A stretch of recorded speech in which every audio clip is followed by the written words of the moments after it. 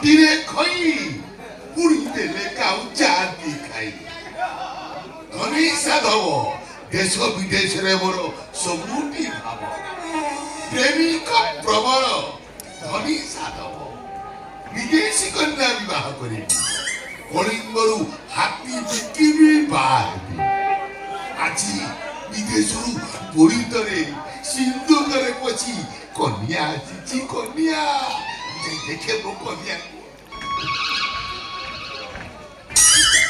କେମିତି ଛପେଇ ଦବୁ ଆଖିରୁ ମୋର ହେ କେମିତି ଛପେଇ ଦବୁ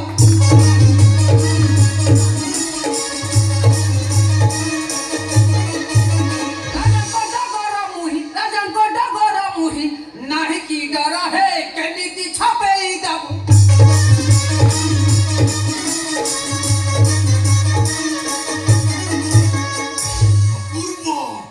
অপূর্ব সুন্দরী সিন্ধু করে পচি বিদেশরু বইতরে আসিছি অপূর্ব কেমতি স্বর্গর পরি সিন্ধুক খুলি দেলি মতে দেখি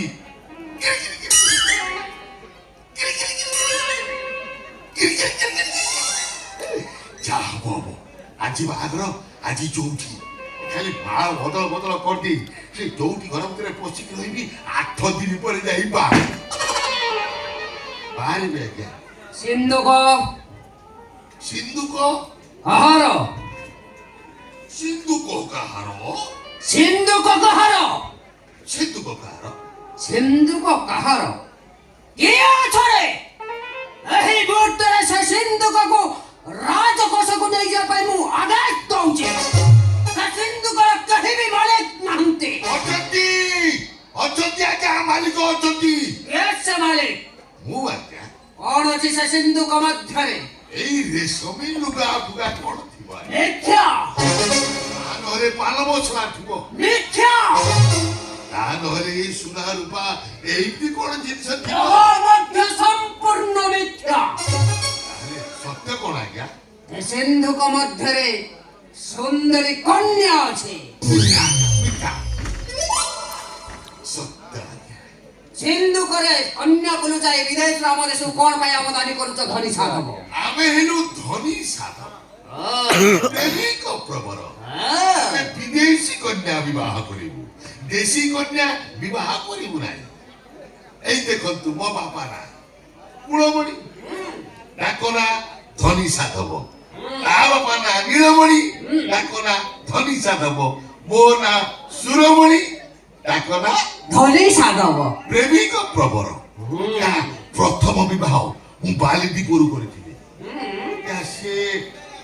ସ୍ତ୍ରୀ ଆଜ୍ଞା 6 ମାସ ଖଣ୍ଡ ରହିଲା ତାପରେ ସେ ଚାଲିଗଲା ଆଜ୍ଞା ତାପରେ ଆଣିଲି ଆଜ୍ଞା ସୁଭଦ୍ରାଲିପରୁ ଆଜ୍ଞା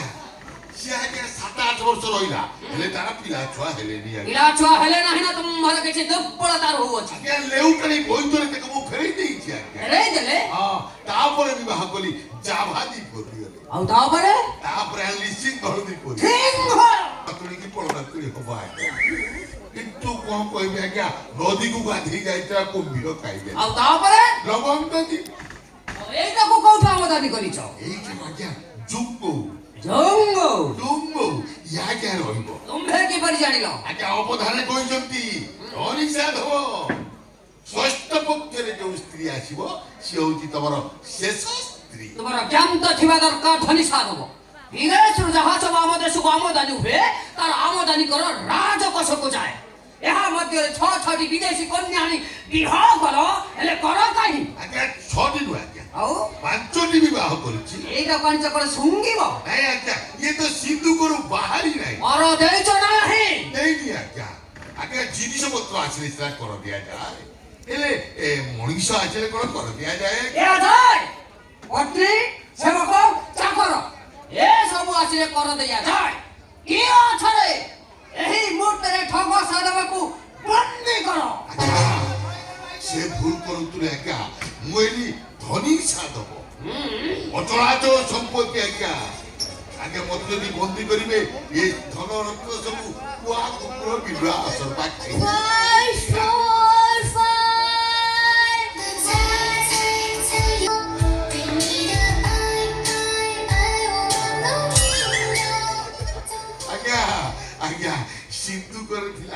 ସିନ୍ଧୁକରୁ ବାହାରିକି ପଳେଇ ও, ଆସିବେ এই তাহলে তোমার বিদেশের আমদানি হইতিবা আমদানি কনিয়া ଆଥରେ ଧରିଛି ଚୁନା ପାଣି আমদানি হইতে 福寿，还跟佛是佛，金佛寿，幸福还跟佛是佛分上我佛。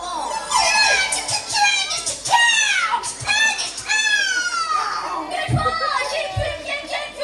白天出真佛寿佛寿佛寿。 ଆଜ୍ଞା ଆପଣ ଏମିତି ବୋବଉଛନ୍ତି କାହିଁକି ଆଜ୍ଞା আবে ববো না কথাবার্তা হেউছো চুঙ্গ ভাষাରେ ଆମେ କଥାବାର୍ତ୍ତା ହେଉଛୁ ଏମାନେ ଜୁଙ୍ଗୋ ଭାଷାରେ କଥାବାର୍ତ୍ତା ହଉଛ ମୁଁ ଭାବିଲି ମତେ ବୋବଉଛ ବୋଲି ଆଜ୍ଞା ଆପଣ କଣ ଜୁଙ୍ଗୋ ଭାଷା ବୁଝିପାରୁଛନ୍ତି ও শ্রী শ্রী আর শ্রী বীর বিক্রম বাহুবলী আর সমস্ত দেশের ভাষা মো পাটিরে পাকুড়ি 高佛寿，新君山新佛寿，幸福跟福分这个山水水，幸福好寿。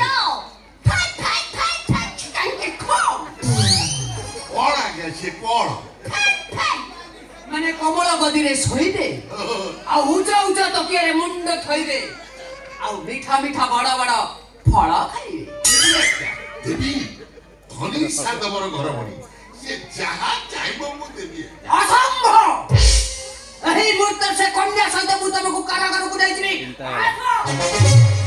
ଆପଣ ସବୁଦିନ ଆସିବେ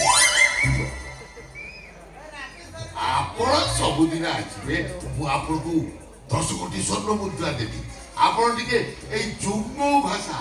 ତାକୁ ଟିକେ ଶିଖେଇଦେବେ ଆଜ୍ଞା ଆଉ ତା ଭାଷା ମତେ ଟିକେ ଶିଖେଇଦେବେ ଆଜ୍ଞା ଅବଶ୍ୟ ପ୍ରସ୍ତାବଟା ମନ୍ଦ ନୁହେଁ ଆସିବି ଆସିବେ ପ୍ରତ୍ୟେକ ଦିନ ତମ ଗୃହକୁ ଆସିବି କିନ୍ତୁ 1010ଟି ସ୍ୱର୍ଣ୍ଣ ମୁଦ୍ରା ପ୍ରଦାନ କରିବି ଆଜ୍ଞା ଦେବି ମୁଁ ଆଜ୍ଞା ପ୍ରେମିକ ପ୍ରବଳ ଧନୀ ସାଧବ ଯାହା ଚାହିଁବେ ମୁଁ ସବୁ ଦେବି କିନ୍ତୁ ଟିକେ ମତେ ଭାଷା ଏଇ ଯୁଗ୍ମ ଭାଷା ଶିଖେଇଦେବେ 福幸福了寿，幸福了幸福寿，毛巾正长，福了幸福一直送。 କଣ କଣ କହୁଛି କଣ କହୁଛି?